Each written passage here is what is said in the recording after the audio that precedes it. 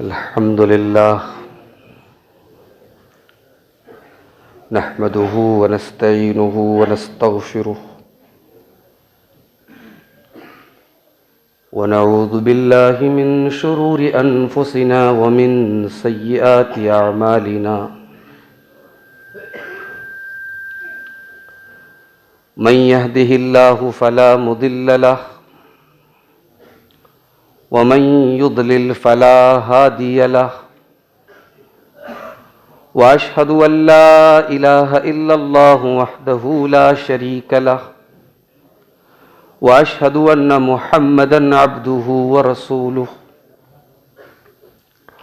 या अय्युहल्लज़ीना आमनुत्तक़ुल्लाहा हक़्क़ तुक़ातिह व ला तमूतुन्न इल्ला व अंतुम मुस्लिमून या अय्युहन्नासुत्तक़ू रब्बकुमुल्लज़ी ख़लक़कुम मिन नफ़्सिन वाहिदह व ख़लक़ मिन्हा ज़ौजहा व बत्त मिन्हुमा रिजालन कसीरन व निसाअ वत्तक़ुल्लाहल्लज़ी तसाअलून बिही वल अरहाम इन्नल्लाहा कान अलैकुम रक़ीबा या अय्युहल्लज़ीना आमनुत्तक़ुल्लाहा वक़ूलू क़ौलन सदीदा युस्लिह लकुम अअमालकुम व यग़फ़िर लकुम ज़ुनूबकुम व मन युतिइल्लाहा व रसूलहु फ़क़द फ़ाज़ फ़ौज़न अज़ीमा अम्मा बअद फ़इन्न ख़ैरल हदीथ किताबुल्लाह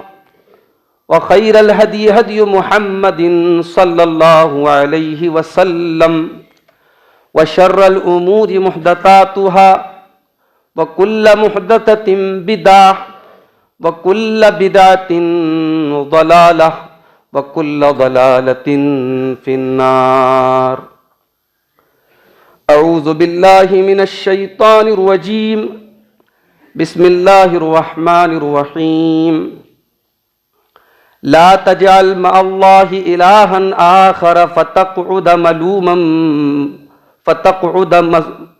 ला तजअल मअल्लाहि इलाहन आखर फतक़उद मज़मूमन मख़ज़ूला व क़ज़ा रब्बुक अल्ला तअबुदू इल्ला इय्याहु व बिल वालिदैनि इहसाना इम्मा यब्लुगन्न इंदकल किबर अहदुहुमा औ किलाहुमा फला तक़ुल लहुमा उफ़्फ़िन वला तन्हरहुमा वक़ुल लहुमा क़ौलन करीमा वख़्फ़िद लहुमा जनाहद्दुल्लि मिनर रहमह वक़ुर रब्बिरहमहुमा कमा रब्बयानी सग़ीरा।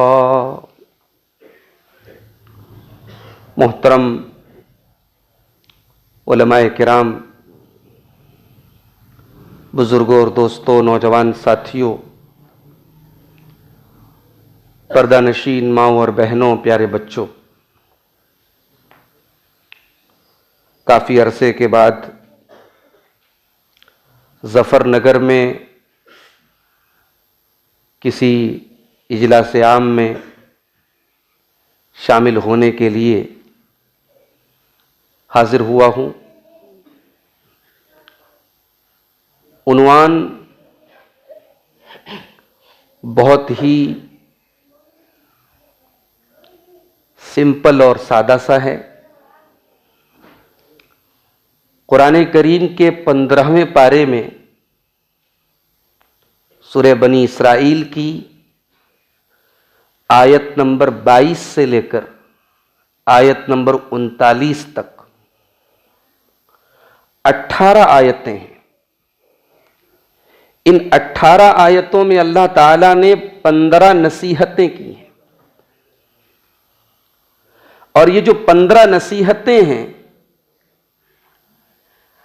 इनका ताल्लुक अकीदे से भी है, इनका ताल्लुक अखलाक से भी है, इनका ताल्लुक मुआमलात से भी है। अलगर्ज जिंदगी के तमाम अहम शोबों को ये 15 नसीहतें समेट लेती हैं। इन 15 चीजों पर अगर हम अमल कर लें तो इंशाअल्लाह हमारी दुनिया और आखिरत कामयाब है।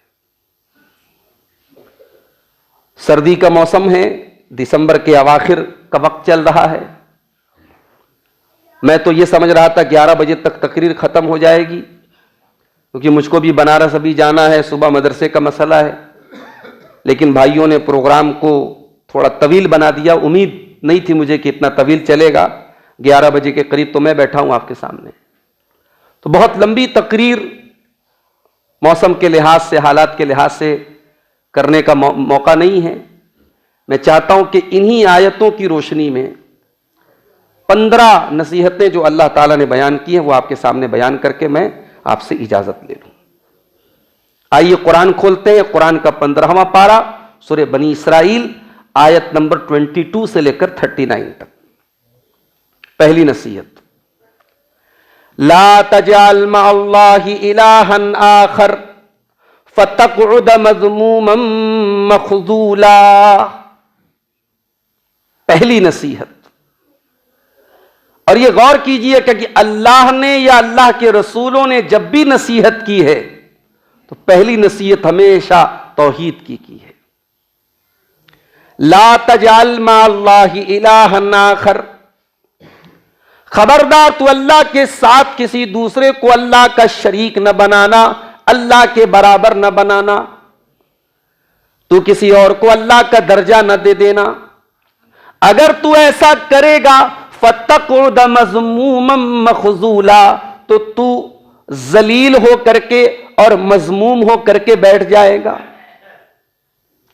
अल्लाह का दर छोड़ के किसी और दर पे जाएगा तो तुझे सिवाय जिल्लत के कुछ और मिलने वाला नहीं है। इसलिए कि अगर दुनिया में किसी कब्र पे जाकर के, किसी बुत के आगे जाकर के, किसी पेड़ के आगे जाकर के, किसी जानवर के आगे अगर हाथ जोड़ करके और सर झुका करके भी अगर तुझे कारोबार मिल गया, तुझे औलाद मिल गई, तो दे तो अल्लाह ही रहा है ना, दे तो अल्लाह रहा है। लेकिन तेरा ईमान भी गया, तेरी आखिरत भी गई। और जब किसी शिर्क के अड्डे पर जाने के बाद तेरी मुराद पूरी होगी तो तू और अपने उस गलत अकीदे पर तू और जम जाएगा कि अरे यार मेरी मुराद पूरी हो गई। यह भी ईमान की बहुत बड़ी आजमाइश है कि इंसान अल्लाह को पुकारता है और उसकी मुराद पूरी नहीं होती है, और इंसान फिर थक करके मायूस होकर के शैतान के बहकावे पर जब शिर्क का दामन पकड़ता है और मुराद पूरी हो जाती है तो इंसान फिर उसी शिर्क के अड्डे का होकर रह जाता है। ये हजारों लाखों आस्ताने क्यों चल रहे हैं? ये बातिल परस्तों के अड्डे क्यों चल रहे हैं? ये झूठे और ढोंगी बाबाओं के कारखाने क्यों चल रहे हैं? ये शिर्क के अड्डे क्यों चल रहे हैं? अल्लाह तबारक व तआला की आजमाइश का यह भी हिस्सा है। अगर अल्लाह अपने नबियों को आजमा सकता है, हमारी और आपकी क्या हैसियत है मेरे भाई? तौहीद फूलों की सेज पर चलने का नाम नहीं है, तौहीद कांटों भरे रास्ते पे चलने का नाम है। तौहीद पर चलोगे और आजमाइश नहीं आएगी, ईमान पर कायम रहोगे और मुसीबतें नहीं आएंगी, शैतान तुम्हें बहकाएगा नहीं। कौन सी दुनिया में जी रहे हो मेरे भाइयों? शैतान तो हमारे बाप आदम के जमाने से वादा करके आया है अल्लाह ताला से, सुम्मा लातियन्नहुम मिन बैनि अयदीहिम व मिन खल्फिहिम व अन अयमानिहिम व अन शमाइलिहिम व ला तजिदु अक्तरहुम शाकिरीन। ऐ अल्लाह, मैं तेरे बंदों को आगे से भी बहकाऊंगा, पीछे से भी बहकाऊंगा, दाएं साइड से भी बहकाऊंगा, बाएं साइड से भी बहकाऊंगा। और अल्लाह मैं चैलेंज करता हूं, वला तजिदु अक्तरहुम शाकिरीन, तेरे ज्यादातर बंदे तेरे नाशुक्रे होंगे। अल्लाहु अकबर। शैतान कितना बड़ा चैलेंज कर रहा है, और आज शैतान अपने चैलेंज में कामयाब है मेरे भाई। सुबह 5:30 बजे अगर फजर की नमाज पर आपकी नींद नहीं खुलती है, इसका मतलब यह नहीं कि सर्दी बहुत ज्यादा है। अगर सर्दी ज्यादा है तो कश्मीर की ट्रिप क्यों हो रही है? कश्मीर में सबसे ज्यादा दिसंबर में टूरिस्ट जा रहे हैं, क्यों भाई? घूमने जा रहे हैं, वहां भी तो ठंडी है। इसका मतलब कि मसला ठंडी का नहीं है, मसला यह है कि आपके दिल में ईमान की मोहब्बत कितनी है। अगर इंसान इस ठंडी के मौसम में बनारस और मऊ से कश्मीर जा सकता है तो अपने घर से 100 मीटर की दूरी पर अपना बिस्तर छोड़ के मस्जिद भी जा सकता है। यह मैटर करता है कि आपके दिल में नमाज की मोहब्बत कितनी है, अल्लाह की मोहब्बत कितनी है, ईमान की मोहब्बत कितनी है। मेरे प्यारे साथियों, शैतान तो चैलेंज करके आया है कि तेरे बंदों को बहकाऊंगा, और शैतान अपने काम पे लगा हुआ है। इसलिए इस दुनिया का सबसे बड़ा चैलेंज तौहीद पर कायम रहना है। और हमारे अहले हदीस भाई कान खोल करके सुन लें, गलतफहमी में जीना बंद कर दें। हमने गलतफहमी क्या पाल ली कि साहब हमारा अकीदा तो भाई माशाअल्लाह हम लोग तो एकदम रिजर्वेशन करवा के आए हैं, हमारा अकीदा तो एकदम पत्थर की लकीर है। चलिए मैं आपको दिखाऊं, जहां काम नहीं हुआ उलमा, जहां कम पड़ गए, दावती काम बंद हुआ, अहले हदीसों की बस्ती में कब्र परस्ती शुरू हो चुकी है। अहले हदीसों के इलाके में तावीज पहना जा रहा है, अहले हदीसों के इलाके में ताजिए उठाए जा रहे हैं, शिर्क व बिदअत के काम हो रहे हैं। मेरे प्यारे साथियों, तौहीद की इस इमारत को बराबर पानी देने की जरूरत है, तौहीद के इस दरख्त को बराबर पानी देने की जरूरत है, इसकी बुनियादों को मजबूत करने की जरूरत है। अगर इब्राहिम खलीलुल्लाह जैसा पैगंबर दुआ कर रहा है, रब्बे इन्नहुन्ना ज़लल्न कसीरम मिनन्नास फमन तबिअनी फइन्नहु मिन्नी वमन आसानी फइन्नका गफूरुर रहीम। ऐ अल्लाह, मुझे और मेरी औलाद को बुत परस्ती से बचाना। ऐ अल्लाह, मुझे और मेरी औलाद को बुत परस्ती से बचाना।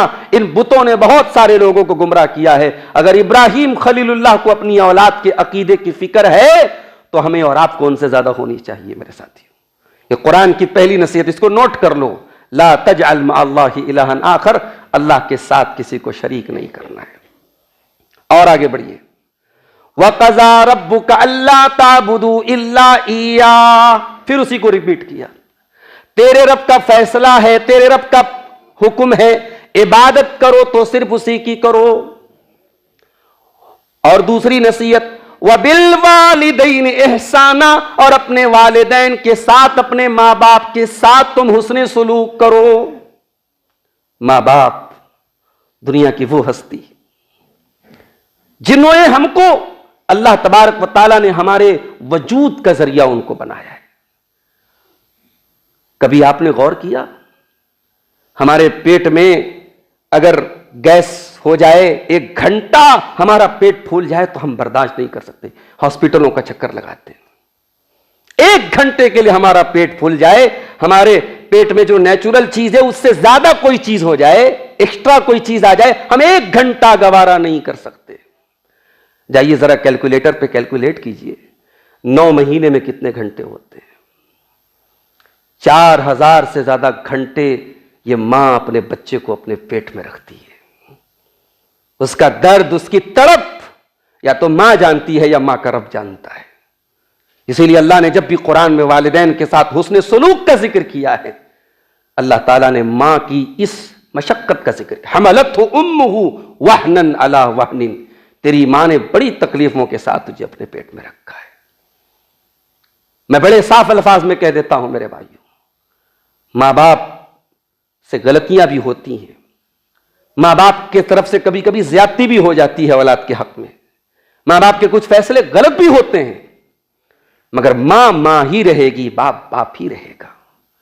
आपकी गुफ्तगू, आपका सलूक, आपका बिहेवियर उनके साथ कैसा होना चाहिए, कुरान एक उसूल बता रहा है। वबिल वालिदैन इहसाना, अपने मां बाप के साथ तू हमेशा अच्छा सलूक करते रहना। इम्मा यबलुगन्ना इंदकल किबर अहदुहुमा औ किलाहुमा, अगर तेरे मां बाप में से कोई एक तुझको बुढ़ापे में मिल जाए या दोनों मिल जाएं,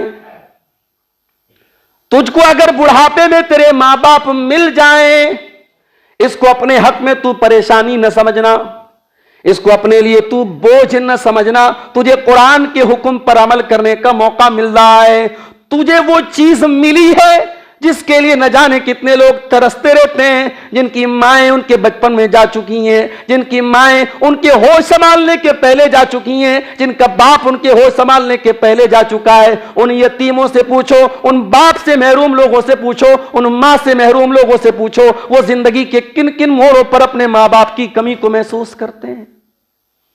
बूढ़े मां बाप मिले हैं तो बोझ ना समझो मेरे भाई, वो बूढ़े मां बाप तुम्हारे बुढ़ापे का सहारा तुमको बनाने के लिए मिले हैं। उस बुढ़ापे में तुम उनकी जो खिदमत करोगे, इंशाअल्लाह तुम्हारी औलाद तुम्हारे साथ करेगी। अल्लाह का उसूल हल जज़ाउल एहसान इल्लल एहसान, एहसान का बदला एहसान ही होता है, दुनिया में भी एहसान का बदला एहसान ही मिलेगा। अल्लाह कह रहा है अगर कोई एक बुढ़ापे में मिल जाए या दोनों मिल जाए, एक का जिक्र पहले किया दोनों का जिक्र बाद में किया, इसमें भी बहुत बड़ा नुक्ता है। इसलिए कि मां बाप अगर दोनों मौजूद हैं तो दोनों एक दूसरे का सहारा है। कोई एक चला गया और एक बच गया तो वो एक बहुत बेचारा हो जाता है, वो एक बहुत बेसहारा हो जाता है, उसकी आधी ताकत खत्म हो जाती है, उसका जोर खत्म हो जाता है, उसका सपोर्ट खत्म हो जाता है। बूढ़ा बूढ़ी जब तक जिंदा रहते हैं एक दूसरे से सुख दुख बांट लेते हैं, एक दूसरे को गिले शिकवे सुना लेते हैं। अगर बूढ़ी चली जाए या बूढ़ा चला जाए, जो एक बचता है वो बहुत ज्यादा बेबस हो जाता है। इसलिए जो बेबस है उसका जिक्र पहले किया, कहा कि अगर कोई एक तुमको मिल जाए बुढ़ापे में या दोनों मिल जाए बुढ़ापे में। अच्छा ये भी सुन लो, कुरान में अल्लाह ने यह भी कहा सूरह यासीन के अंदर कि हम जिसको उम्र दराज कर दें उसे उल्टा कर देते हैं, बुढ़ापे में बचपन लौट जाता है। बच्चों को देख लीजिए, सुबह की बात शाम को भूल जाते हैं बच्चे, बुढ़ापे में भी यही होता है, मेमोरी कमजोर हो जाती है। मां को आपने दवा दे दी कि मां यहां दवा रख देना, शाम को आए मां दवा खाई, नहीं बेटा नहीं खाई, दवा मिल नहीं रही है। अब आप गुस्से में कहते मां यही तो रखी थी तेरे सामने, तू भूल गई। मां को झिड़क देते, डांट देते, अरे ये क्यों भूल गए कि कभी तू भी छोटा था, कभी तेरी भी मेमोरी बड़ी छोटी थी, और तू जब बच्चा था और तू बार बार भूल जाता था, तेरे मां बाप तुझे डांटते नहीं थे, तुझे मारते नहीं थे, तेरी उस भूल चूक को माफ कर देते थे। तू एक बात बार बार पूछता था, तू छोटी छोटी बातों पर जिद करता था। आज तेरे मां बाप बूढ़े हो गए, कुछ चीजों के लिए वो भी जिद करेंगे, तू अपने बचपन को याद करके बर्दाश्त कर लेना। फरमाया अगर तुम्हारे मां बाप तुमको बुढ़ापे में मिल जाए, फला तकुल्लहुमा उफ्फिन, तो तुम उनको उफ भी न कहना। किसी को तकलीफ पहुंचाने के लिए सबसे हल्का अगर कोई लफ्ज अरबी जबान में बना है तो उफ बनाए। अल्लाह ने उनको उफ भी कहने की इजाजत नहीं दी। वला तनहरहुमा, और खबरदार उनको कभी डांटना नहीं, कभी झिड़कना नहीं। वकुल्लहुमा कौलन करीमा, और उनसे करीम बात करना।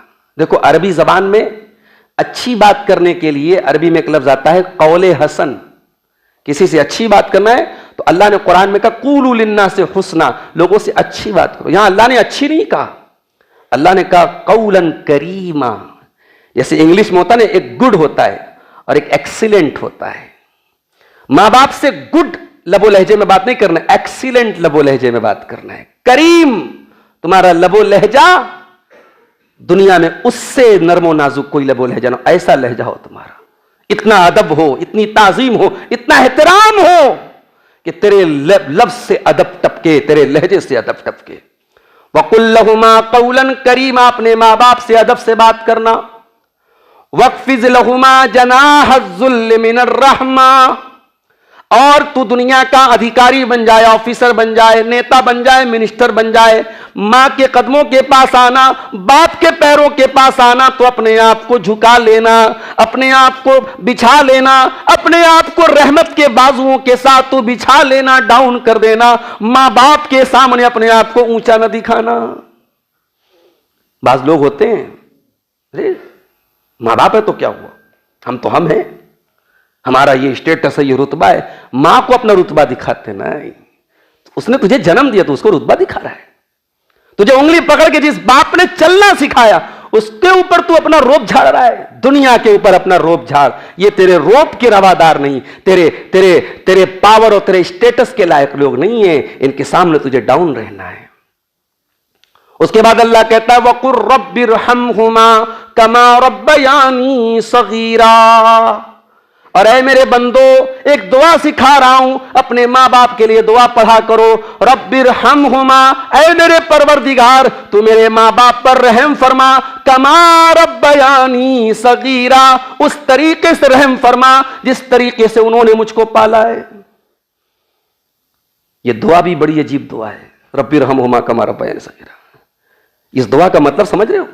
ऐ अल्लाह तू मेरे माँ बाप पर रहम फरमा जिस तरीके से उन्होंने मुझे पाला है, यानी उनकी परवरिश का बदला मैं तो नहीं चुका सकता, मेरी औकात नहीं है कि मैं मां के दूध का कर्ज उतार दूं, मैं बाप की कुर्बानियों का सिला दे दूं। आय अल्लाह मैं तेरे हवाले करता हूं, रब्बिरहमहुमा कमा रब्बयानी सगीरा। परवरदिगार, मेरे माँ बाप ने मुझे पालने में जो मेहनतें की हैं, जो कुर्बानियां दी हैं, आय अल्लाह तू उन पर रहम फरमा, मेरे बस की बात नहीं। ये दुआ एक औलाद की बेचारगी और बेबसी का इजहार है कि अल्लाह मेरे बस की बात नहीं, तू रहम फरमा मेरे माँ बाप।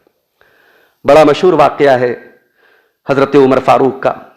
एक आदमी को उन्होंने देखा था अपनी मां को अपने कंधे पे बिठा के तवाफ कर रहा था, और इस गलत फहमी में था कि आज तो मैंने मां का कर्ज उतार दिया, मां का हक अदा कर दिया। हजरत उमर फारूक ने, और बाद रिवायात में इब्ने उमर का नाम भी आता है, उन्होंने कहा कि तेरी मां ने तुझको जन्म देते वक्त जो आह की आवाज, तकलीफ और दर्द से और तड़प करके तेरी मां की जबान से जो आह की आवाज निकली थी, अरे अभी तो तूने मां की आवाज का भी हक अदा नहीं किया है। बाज लोग ना जब अपनी वाहवाही करते हैं ना, तो कहते घर बनाया, ये बनाया, वो बनाया, अम्मा को हज करा दिया, अब्बा को हज करा दिया। वो ऐसे अंदाज में बयान करते जैसे बहुत बड़ा तीर मार दिया। अरे काहे को तूने तीर मार दिया? हज करा दिया, उम्रा का पैसा था तो करा दिया। ये कोई बताने वाली बात नहीं है, जताने वाली बात नहीं है। ये मां के एहसानों का कोई सिला नहीं उतार रहे हैं आप। मां के एहसान आप पैर धो करके पी जाए तब भी मां के एहसान आप नहीं उसके उतार सकते हैं। ये आपकी जन्नत है मेरे प्यारे साथियों। तो ये दूसरी नसीहत अल्लाह कर रहा है, अपने मां बाप के साथ अच्छा सलूक हो। अच्छा, कभी कभी ऐसा भी होता है कि हम अपने मां बाप के साथ अच्छा करने की कोशिश करते हैं, लेकिन मां बाप भी इंसान है, उनके और बेटे हैं। कभी नेचुरल ऐसा होता है कि माँ बाप किसी दूसरे बेटे की तरफ उनका झुकाव ज्यादा, हमारी तरफ कम है। कभी बड़े बेटे की तरफ झुकाव ज्यादा है, छोटे से कम है। कभी छोटे की तरफ ज्यादा है, बड़े की तरफ कम है। ऐसा होता है, नेचुरल बात है। हम कोई तकलीफ नहीं पहुंचा रहे, हम हक अदा कर रहे हैं, मगर माँ बाप के दिल में जो मोहब्बत हमारी पैदा होनी चाहिए, जो तवज्जो होनी चाहिए, वो नहीं है। ऐसा हो सकता है ना? अल्लाह रब्बुल आलमीन कितना करीम है, तो दिल के हाल जानता है। अल्लाह ने इस सिचुएशन को भी सामने रखा। फरमाया रब्बुकुम आलमु बिमा फी नुफूसिकुम, तुम्हारे दिल के अंदर क्या चल रहा है अल्लाह को सब पता है। इन तकूनु सालिहीना फइन्नहु कान लिल अव्वाबीन गफूरा, अगर वाकई में तुम नेक हो, अगर तुम्हारे दिल के अंदर इखलास है, सब सच्चे दिल से तुम माँ बाप के साथ अच्छा सलूक कर रहे हो, कोई बात नहीं, अल्लाह अव्वाबीन को माफ करने वाला है। अव्वाबीन समझते हो? अव्वाबीन किसको बोलते हैं? अरबी जबान में आब यऊबो के माने लौटना, उससे अव्वाब बनाए। अव्वाब मुबालगा का सिका, बार बार लौटने वाला। अल्लाह को बार बार लौटने वाले पसंद है। भाई दुनिया है, शैतान के फितने हैं, ख्वाहिशात के फितने हैं, गलतियां होंगी, गुनाह होंगे। अगर आज तौबा कर लिया, अल्लाह से माफी मांग लिया, फिर कभी गलती हो गई, फिर तौबा कर लिया, फिर कभी गलत, फिर तौबा कर लिया, बार बार तौबा अगर का ख्याल आ रहा है और बार बार तौबा कर रहे हो, अल्लाह हर बार माफ करने को तैयार है। अल्लाह अव्वाबीन को पसंद करता है। दिसंबर का महीना चल रहा है, अभी 5 दिनों के बाद क्रिसमस का त्यौहार आएगा। अभी हमारे व्हाट्सएप पर मैसेज पड़ा हुआ है, मौलाना साहब थोड़ा क्रिसमस पर भी बोलिएगा। हमारे बहुत सारे नौजवान क्रिसमस के मौके पर बहुत सारे चर्च में जाते हैं, नौजवान चर्च में जाते हैं। कितने कॉन्वेंट स्कूलों में बाकायदा प्रोग्राम होते हैं क्रिसमस पर। मुसलमानों के बच्चे, मुसलमानों की बच्चियां उन प्रोग्रामों में शामिल होते हैं। उसमें वो जो आता है सेंटा, वो मिठाई बांट रहा है, टॉफी बांट रहा है। भाई अल्लाह के साथ शिर्क तो बहुत बड़ा गुनाह है ना। क्रिसमस में सिर्फ अल्लाह के साथ शिर्क नहीं हो रहा है, ईसा अलैहिस्सलाम को अल्लाह के इक्विवेलेंट करार दिया जा रहा है, अल्लाह के बराबर करार दिया जा रहा है। मामला यहीं पर खत्म नहीं है।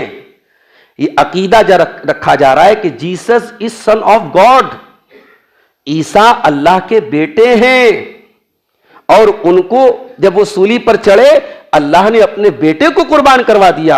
अल्लाह का बेटा सूली पे चढ़ गया, नऊजुबिल्लाह, सारी मानवता के गुनाहों को अपने सर पे ले लिया। मैं चंद अल्फाज में पूरी ईसाइयत आपके सामने बयान, ये ईसाइयत, ये क्रिश्चियनिटी का अकीदा आपके सामने बयान कर रहा हूं। ये इसी पूरी ईसाइयत का खुलासा यही है। उनका अकीदा यही है कि ईसा अलैहिस्सलाम अल्लाह के बेटे थे और उन्होंने सूली पे चढ़ करके सारे इंसानों के गुनाहों को अपने सर पे ले लिया। अब ये अकीदा ना अल्लाह को गाली देना है। ईसा अलैहिस्सलाम को अल्लाह का बेटा करार देना, ये अल्लाह को गाली देना है। और अल्लाह इस पर बहुत नाराज होता है। और अगर आपको महसूस करना है ना, जाइए सूरह मरियम पढ़ दीजिए। तकादुस समावातु यतफत्तरन मिन्हु व तनशक्कुल अर्ज़ु व तखिर्रुल जिबालु हद्दा अन दअउ लिर्रहमानि वलदा। इतनी खतरनाक बात बोल रहे हो, अल्लाह का बेटा करार दे रहे हो। अरे आसमान फट पड़े, जमीन खत्म हो जाए, पहाड़ गिर जाए, ये उतनी बड़ी बात नहीं जितनी बड़ी बात यह है कि तुम रहमान का बेटा किसी को बना रहे हो। और हमारा मुसलमान सेकुलर भाई जाता है फेसबुक पे लिखता है मैरी क्रिसमस। इसके पूरे मोहल्ले में कोई ईसाई किसको खुश कर रहा है भाई? ये कौन से ईसाइयों को ये खुश कर रहा है? मेरे भाइयों, भाईचारा, मोहब्बत, इंसानियत, इस्लाम में इन सब की एक लिमिट है। अकीदे को कॉम्प्रोमाइज करके इंसानियत नहीं है इस्लाम के अंदर। इंसानियत का मतलब यह नहीं तू भी सही मैं भी सही। इंसानियत का मतलब यह नहीं कि हां नमाज का टाइम आया नमाज पढ़ लिया और किसी गैर के दर पे गए, वहां पे जाके सर झुका दिया, वहां पे जाके नारियल फोड़ दिया, वहां पे जाके माथे पे कशका लगा लिया, वहां पे गले में जाके कुछ भी पहन लिया। नहीं, कुल या अय्युहल काफिरून ला आबुदु मा ताबुदून वला अंतुम आबिदून मा आबुद। इस्लाम तो ये है, जिसकी इबादत मैं करता हूं तुम नहीं करते, जिसकी तुम करते हो मैं नहीं कर सकता। तुम अपने दीन पे चलो, हम अपने दीन पे चलते हैं। तुमसे लड़ेंगे नहीं, तुमसे कोई झगड़ा नहीं है, तुमसे कोई नफरत नहीं है, लेकिन हां दीन के मामले में, अकीदे के मामले में कोई कॉम्प्रोमाइज नहीं। तो मेरे प्यारे साथियों, जब दिसंबर का आखिर महीना आता है ना, तो ये एक तो क्रिसमस का त्यौहार आ रहा है आगे, उसके फिर 5-6 दिन के बाद नए साल का जश्न मनाया जाएगा। पूरी दुनिया में नए साल के जश्न पे कितनी शराबें पी जाती हैं, कितने जिना के केस होते हैं, कितनी रात भर रंगरलियां होती हैं। और बड़े अफसोस की बात यह है कि वो उम्मत भी उस सारे काम में शामिल होती है जिस उम्मत के बच्चे आज फलस्तीन में मारे जा रहे हैं, सीरिया में मारे जा रहे हैं, जिस उम्मत की औरतें बेआबरू हो रही हैं, जिस उम्मत की मस्जिदों पर आज जो है ताले लग रहे हैं, जिस उम्मत की जानो माल खतरे में है, उस उम्मत का नौजवान भी इस बेहयाई में कहीं पीछे नहीं। और किसी जमाने में आपका शहर मऊ बड़ी इसकी तहजीब थी, बड़ा इसका पर्दा था, बड़ा इसका वकार था। अब मऊ भी तरक्की कर रहा है। तरक्की कैसे कर रहा है? अब वो सारा वकार, सारा पर्दा, सारी शर्मो हया धीरे धीरे धीरे धीरे मुख्तसर होती चली जा रही है। अभी किसी ने भाई ने बताया कि यहां कोई नुमाइश लगी है, वहां मुस्लिम भी हैं, गैर मुस्लिम भी हैं, मर्द भी हैं, औरतें भी हैं, जमघट लगा है, बेहयाई हो रही है। जो चीजें 20 साल पहले मऊ में तसव्वुर में नहीं थी, आज मऊ में आम बात हो गई। और अब 20 साल के बाद क्या होगा वो बयान के बाहर है मेरे प्यारे साथियों। इसलिए अल्लाह तबारक व तआला हमसे कह रहा है अव्वाबीन बन जाओ, बार बार अल्लाह की तरफ पलटो। गुनाह हो गया है कोई बात नहीं, आओ मेरी तरफ पलटो, रुजू करो, मैं माफ कर दूंगा। अगर तुम नेक हो हम तुम्हें माफ कर देंगे। उसके बाद फरमाया तीसरी नसीहत, व आतिज़ल कुर्बा हक़्क़हू वल मिस्कीन वब्नस सबील। रिश्तेदारों को उनका हक दो, गरीबों को उनका हक दो, मुसाफिरों को, मेहमानों को उनका हक दो। रिश्तेदार का भी कोई हक होता है, आज की नई नस्ल को नहीं मालूम। जफरनगर में एक इंसान रह रहा है, डोमनपुरा में उसके रिश्तेदार की मैयत हो गई। अरे कौन जाता है, जाएंगे अब्बा चले जाएंगे मट्टी में, हम क्यों जाएं। रिश्तेदारी निभाने का तसव्वुर खत्म हो रहा है। और जितने बड़े शहरों में चले जाओ उतना बुरा हाल है।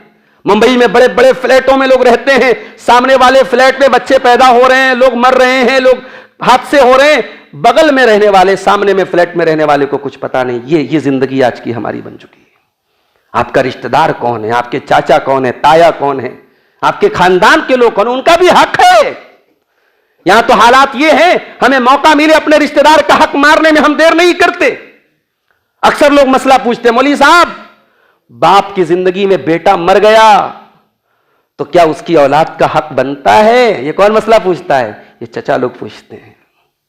जिन चचा लोगों को कभी शरीयत का मसला अपनी बहन को हक देने में याद नहीं आया, अपनी फूफी को हक देने में याद नहीं आया, उन चचा लोगों को यह मसला यहां याद आता है कि हां अब्बा की जिंदगी में हमारा भाई मर गया, अब भतीजों का कुछ नहीं बनता, भतीजों को निकालो घर से।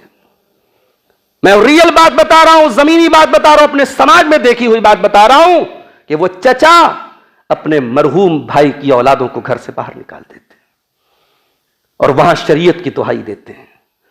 और मैं कभी कभी कहता हूं कि शरीयत के अंदर कुछ हुक्म ऐसे हैं जो हमारी इंसानियत को परखने के लिए दिए गए हैं।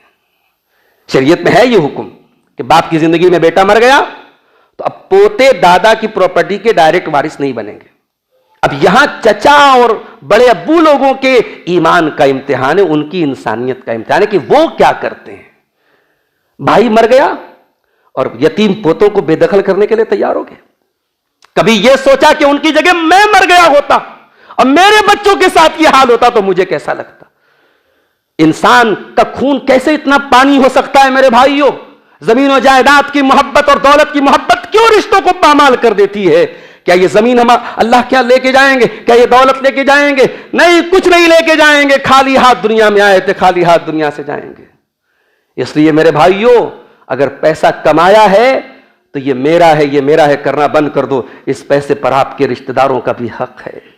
ये कौन सी इंसानियत है कि आप अपने घर में अंगिश्ती खा रहे हैं, सीख कबाब खा रहे हैं, पसिंदा खा रहे हैं, मुरक्कन ग़िज़ाएं खा रहे हैं और आपका सगा भाई, उसके बच्चे नाने शबीना के मोहताज हो जाएं, एक वक्त की रोटी के मोहताज आए। आपकी इंसानियत कैसे गवारा करती है, आपका दिल कैसे गवारा करता है। वआति ज़िल क़ुरबा हक़्क़हू, अपने रिश्तेदार को उसका हक दो, मिस्कीन को उसका हक दो, मुसाफिर को उसका हक दो। ये तीसरी नसीहत है। उसके बाद फरमाया वला तुबज़्ज़िर तबज़ीरा, और ऐ मेरे बंदो तुम फजूल खर्ची न करना। अच्छा देखिए, फजूल खर्ची के लिए दो लफ्ज आया है कुरान, इसको नोट कर लीजिए। एक इसराफ आया है, एक तबजीर आया है। इसराफ का मतलब क्या है? जायज चीजों में लिमिट से ज्यादा खर्च करना। जैसे शादी पे खर्च करना जायज है, मगर सिद्धार्थनगर में 20 लाख रुपया लुटा दिया दुल्हा ने बारातियों पर, यह इसराफ है। मेरठ के अंदर मौलवी साहब को निकाह की पढ़ाई में 11 लाख रुपया दे दिया, यह इसराफ है। साली को घड़ी की पहनाई में 11 लाख रुपया दे दिए, यह इसराफ है। इसराफ कहते हैं किसी जायज काम में हद से ज्यादा खर्च करना, और तबजीर कहते हैं नाजायज जगहों पे खर्च करना, नशे पर खर्च करना, फिल्मों पर खर्च करना, बेहयाई के कामों पर खर्च करना। आज ये जो हम मोबाइल पर रिचार्ज करा रहे हैं ना, मैं ये तो नहीं कहता कि रिचार्ज कराना हराम है, नौजुबिल्लाह। भाई बहुत सारे अच्छे काम भी हो रहे हैं मोबाइल से, मगर कभी आप गौर कीजिए कि परसेंटेज क्या है। कभी कभी हैरत होती है, इंस्टाग्राम वगैरह पर मुसलमान लड़कियों और औरतों के वीडियो सामने आ जाते हैं कि आज व्यूज की हिर्स में, पैसा कमाने की हिर्स में आज इंसान कहां जा रहा है। मर्द और औरत के प्राइवेट मसाइल को मुसलमान औरत नकाब पहनकर चश्मा लगा के बयान कर रही है, चटकारे ले लेकर, सिर्फ इसलिए कि मेरे सब्सक्राइबर, मेरे फॉलोअर मिलियंस में हो जाएं, और हो भी जाते हैं।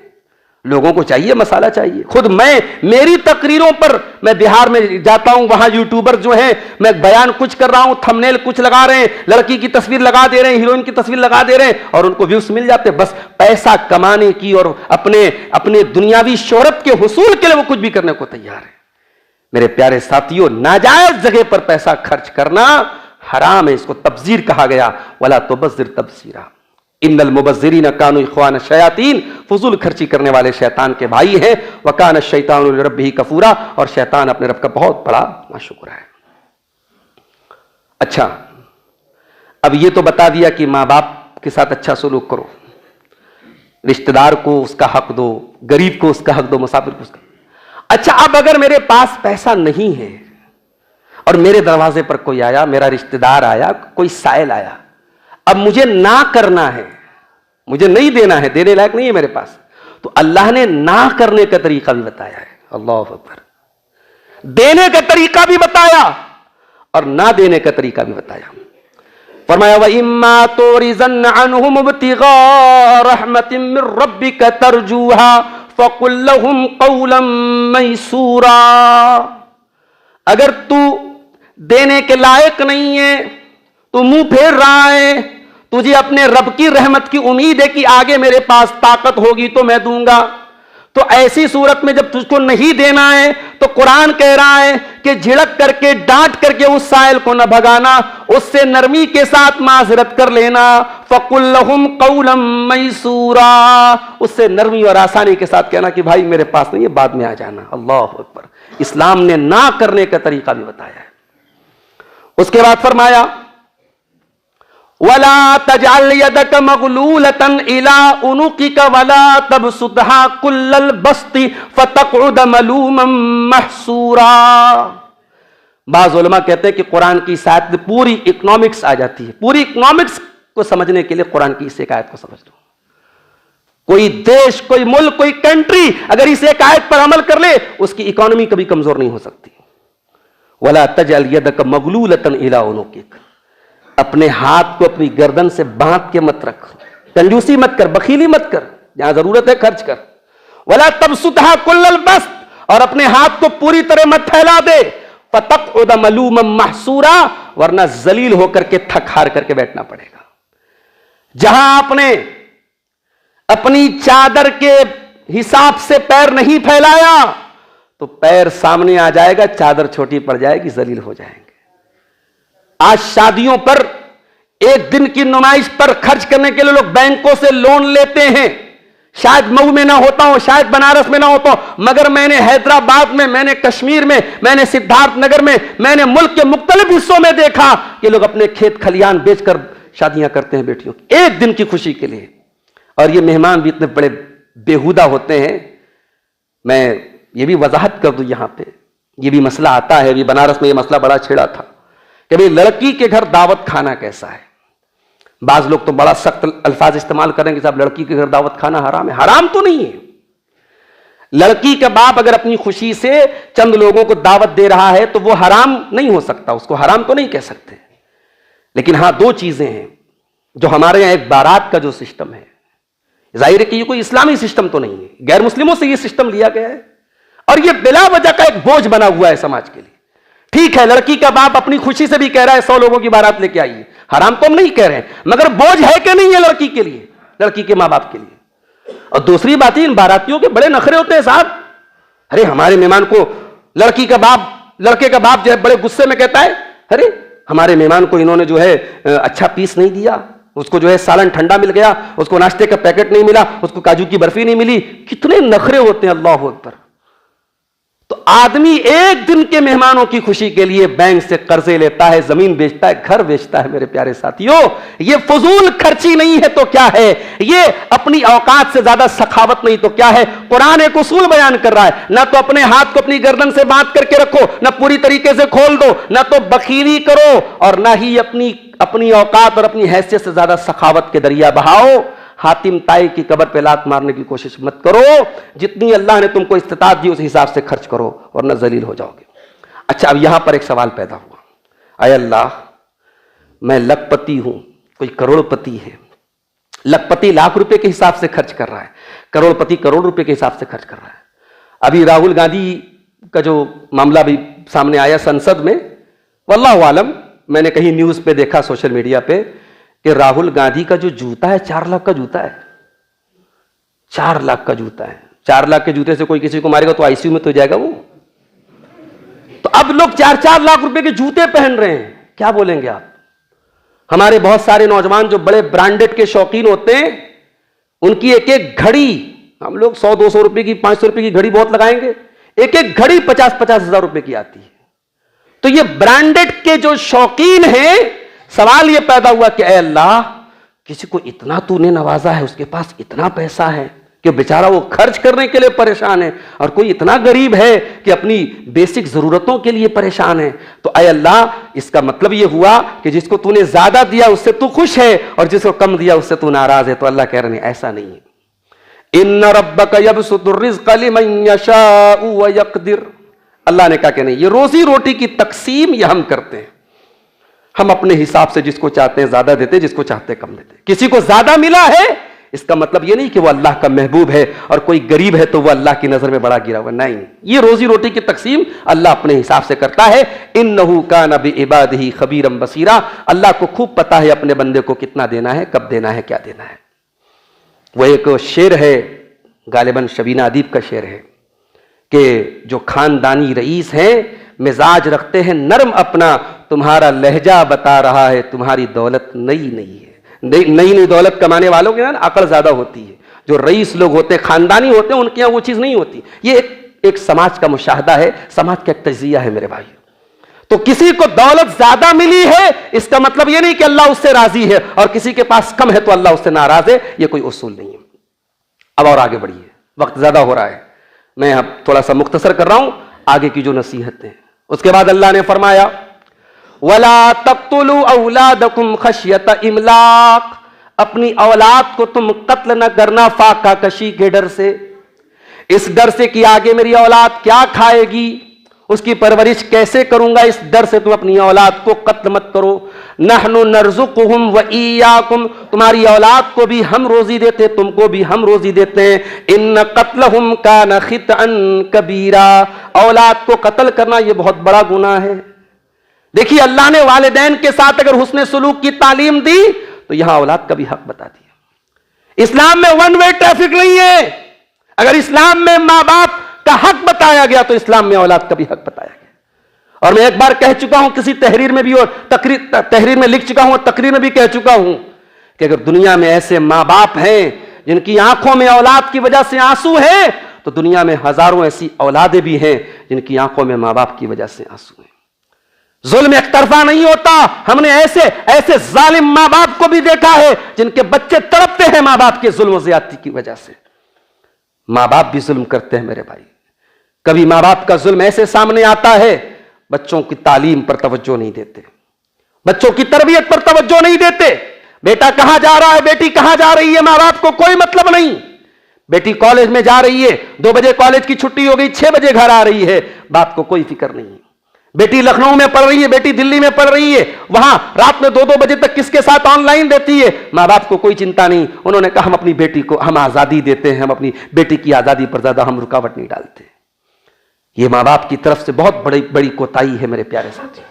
औलाद का कत्ल सिर्फ ये नहीं है कि उनको मार दिया जाए, जमीन में गाड़ दिया जाए, या मां के पेट में एबॉर्शन करके खत्म कर दिया जाए। औलाद का कत्ल ये भी है कि औलाद को दीनदार न बनाया जाए, औलाद को नमाजी न बनाया जाए, औलाद को तौहीद वाला न बनाया जाए। आपकी औलाद दुनिया की तालीम से माला माल हो जाए, दुनिया के एटीट्यूड और दुनिया के स्टेटस से माला माल हो जाए, अगर आपकी औलाद के पास दीन नहीं है, ईमान नहीं है, अल्लाह की मोहब्बत नहीं है, रसूल की मोहब्बत नहीं है, तो आप अपनी औलाद को जीते जी मार रहे हैं, अपनी औलाद को यतीम कर रहे हैं मेरे प्यारे साथियों।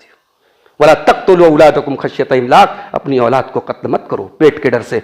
हम तुमको भी रोजी देते, ये गलतफहमी पाल दो, ये गलतफहमी पालना छोड़ दो कि औलाद को हम खिलाते, तुम नहीं खिलाते। अरे तुम्हारी औकात क्या है, तुमको भी हम खिलाते हैं और तुम्हारी औलाद को भी हम खिलाते हैं। औलाद को कत्ल करना बहुत बड़ा गुनाह है। उसके बाद फरमाया वला तक़रबुज़ ज़िना, और ऐ मेरे बंदो तुम ज़िना के करीब भी न जाना। इन्नहु कान फाहिशतन व साअ सबीला, ये बहुत गंदा काम है। अच्छा, इन्नहु काना कहा गया, अरबी जबान में काना जब आ जाए इस्तिमरार के लिए आता है, परमानेंट कोई काम के लिए आता है। यानी ज़िना हर दौर में गंदा काम था, ज़िना कभी सही नहीं हो सकता है। इन्नहु काना फाहिशतन, ये हमेशा से गंदा काम था। व साअ सबीला, और ये बहुत बुरा रास्ता है। अल्लाह ने ज़िना को रास्ता क्यों कहा? अरबी जबान में सबील कहते ऐसे रास्ते पर जिस पर बार बार चला जाए। ज़िना का रास्ता एक बार खुला तो रुकेगा नहीं, और जिस समाज में ज़िना का रास्ता खुल गया, उस ज़िना के रास्ते पर कौन चल करके आपकी दहलीज तक आ जाएगा, आपकी बहन बेटी तक आ जाएगा, आप उसकी गारंटी नहीं ले सकते। जिन नौजवानों को इस बात का बड़ा गुरूर है, मैंने इतनी लड़कियों को फंसाया, मैंने इतनी लड़कियों के साथ ताल्लुक कायम किया, इतनी लड़कियों से मैं फोन पर बात करता हूं, इतनी लड़कियां उन पे मरती हैं, वो जाके पता करें। उनकी बहन पर भी बहुत से लोग मरते हैं, उसकी बेटी के पीछे भी बहुत सारे लोग पड़े हैं। जब दूसरों की इज्जत व आबरू के पीछे पड़ोगे तो अल्लाह कह रहा है ज़िना बहुत बुरा रास्ता है, इस रास्ते पर चल के लोग तुम्हारे घर तक भी आएंगे। और यह भी याद रखिए, अल्लाह ने यह नहीं कहा ज़िना मत करो, अल्लाह ने कहा करीब मत जाओ। ये पर्दे का हुक्म क्यों दिया गया? यह औरत को बगैर महरम के रात गुजारने से क्यों मना किया गया? यह क्यों कहा गया कि औरत बगैर महरम के तन्हाई इख्तियार ना करे? यह क्यों कहा गया कि हज और उम्रा का सफर भी बगैर महरम के ना करे? यह क्यों कहा गया कि जीजा और साली के बीच में भी पर्दा होना चाहिए? यह महरम गैर महरम का फर्क क्यों बताया गया? यह औरत को पर्दे में निकलने का हुक्म क्यों दिया गया? यह खुशबू लगा के औरत को निकलने से क्यों मना किया गया? यह ज़ेब व ज़ीनत करके निकलने से औरत को क्यों मना किया गया? इन सब का खुलासा यही है, वला तक़रबुज़ ज़िना, ज़िना के करीब भी न जाना। अल्लाह को सिर्फ ज़िना नापसंद नहीं है, ज़िना के करीब ले जाने वाली तमाम चीजें नापसंद है। और आगे बढ़िए, उसके बाद फरमाया वला तक़्तुलुन नफ़्सल्लती हर्रमल्लाहु इल्ला बिल हक़्क़ि, और खबरदार किसी निर्दोष की हत्या न करना, किसी बेकसूर को कत्ल न करना। हां, जिसको कत्ल करने की अल्लाह ने इजाजत दी है। अल्लाह ने किसको इजाजत दी है? 3 लोगों को कत्ल करने की अल्लाह ने इजाजत दी है। नंबर 1, अस्सय्यिबुज़्ज़ानी, ऐसा इंसान जो शादीशुदा हो और जानी हो, इस्लामी हुकूमत है तो उसकी सजा क्या है? सजाए मौत है। और नंबर 2, कत्ल के बदले कत्ल, किसी ने किसी को कत्ल कर दिया, क़िसास में उसको कत्ल किया जाएगा। और नंबर 3, अल-मुफ़ारिक़ु लिदीनिही, जो मुर्तद हो गया, मुसलमान हुकूमत के अंदर, इस्लामी हुकूमत के अंदर रह करके कोई मुसलमान अगर मुर्तद हो जाए, मुर्तद की सजा सजाए मौत है। तो अल्लाह कह रहा है किसी बेकसूर को कत्ल करने की इजाजत नहीं, हां जिसको हक दिया गया उसको कत्ल किया जा सकता है। वमन कुतिला मज़लूमन, और जिसको मजलूमाना तरीके से कत्ल कर दिया जाए, फ़क़द जअलना लिवलिय्यिही सुल्ताना, उसके वारिस को हमने एक पावर दिया, एक ताकत दी, फला युसरिफ फिल कत्ल, तो वो कत्ल में तजावुज न करे। क्या मतलब? मान लो एक आदमी ने किसी को कत्ल कर दिया, तो जो मकतूल है, जो जिसका कत्ल हुआ है, उसके घर के लोगों को इस्लाम ने ये इजाजत दी है कि चाहे तो वो उस कत्ल के बदले कातिल को कत्ल कर दें और चाहे तो वो ले लें, यानी दियत ले लें। तो ये इख्तियार अल्लाह ताला ने दिया है। तो अल्लाह कह रहा है कि इस इख्तियार का नाजायज फायदा मत उठाना। अगर तुम अब उस कातिल को कत्ल भी कर रहे हो तो उसमें हद से तजावुज मत करना। इन्नहु कान मंसूरा, तुम्हारी मदद की गई, शरीयत तुम्हारे साथ खड़ी है। तुम्हारा भाई कत्ल हुआ है, तुम्हारा बाप कत्ल हुआ है, शरीयत तुम्हारे साथ खड़ी है, मगर शरीयत के इस सपोर्ट का नाजायज फायदा मत उठाना। उसके बाद फरमाया वाला तक़रबू मालल यतीम, और यतीम के माल के करीब न जाना। यतीम किसको बोलते हैं? वो नाबालिग बच्चा जिसका बाप ना हो। बाप जब तक जिंदा है बहुत बड़ी दीवार है। जिनके बाप जिंदा हैं बाप की कदर करो, दुआ करो अल्लाह बाप का साया सलामत रखे। बाप चले जाएंगे, बाप की कमी को भाई पूरा नहीं कर सकता, माफ करना। आज भाई बहुत आपको मानता है, बहुत मोहब्बत करता है, मगर बाप की जगह नहीं ले सकता। चचा बहुत मानता है मगर बाप की जगह नहीं ले सकता। होंगे हजारों में कोई रेयर केस ऐसा होगा कि बाप के मरने के बाद बड़े भाई ने बाप का रोल अदा किया हो, मगर उसूल यही है, कायदा यही है, कानून यही है कि बाप बाप होता है। तो अगर कोई यतीम बच्चा है, उसका कोई माल नाजायज तरीके से हड़प जाए तो कुरान कहता तो बहुत बड़ा गुनाह है। वला तक़रबू मालल यतीम इल्ला बिल्लती हिय अहसन, किसी यतीम का माल नाजायज तरीके से कभी खाना नहीं जब तक कि वो यतीम बच्चा जवान ना हो जाए। हत्ता यबलुगा शुद्धा, यहां तक कि वो बच्चा जवान हो जाए तो उसका माल उसके हवाले कर देना। वऔफू बिल अहदी, और ए मुसलमानों वादे को पूरा करने वाले बनो, वादा खिलाफी मत करना। इन्नल अहद कान मसऊला, अल्लाह ताला के वादे का हिसाब लिया जाएगा। अगर आपने किसी से वादा किया है तो पूछा जाएगा कि आपने वादा क्यों तोड़ा। उसके बाद एक बड़ी प्यारी बात इरशाद फरमाई, बनारस का मऊ का कारोबार जो गर्त में गया ना, क्यों गर्त में गया? क्यों सूरत का कारोबार आगे चला गया? क्यों बेंगलुरु में लोग जाके कारोबार में तरक्की करे? क्यों बनारस और मऊ का कारोबार डूबा है? अल्लाह ने उसकी वजह बताई। वऔफू बिल कैल इज़ा किल्तुम, और जब तुम सामान किसी को नाप करके दो तो नाप पूरी पूरी दो, नाप में कमी ना करो। सबसे ज्यादा घपलेबाजी इसी साड़ी और धागे के कारोबार में हुई। कैसे घपलेबाजी हुई हम जुलाहों से बेहतर कौन जानेगा। वऔफू इज़ा वऔफू बिल कैल इज़ा किल्तुम, जब सामान को तुम नाप करके दो तो पूरा पूरा दो। वज़िनू बिल क़िस्तासिल मुस्तक़ीम, और जब सामान तौल करके दो तो तराजू को सही रखो। अल्लाहु अकबर। भाई मैं कारोबार कर रहा हूं, मैं बिजनेस कर रहा हूं, मेरा तराजू कैसा होना चाहिए? कुरान मेरे तराजू के बारे में बता रहा, तेरा तराजू सही होना चाहिए। मैं सामान नाप के दे रहा हूं, कुरान मुझे नापने का तरीका भी बता रहा है कि नाप तौल में कमी मत करना, बढ़ा के दे देना, कम मत देना। ये ईमानदारी, ये ऑनेस्टी, ये ट्रांसपेरेंसी, ये आपकी पहचान होनी चाहिए।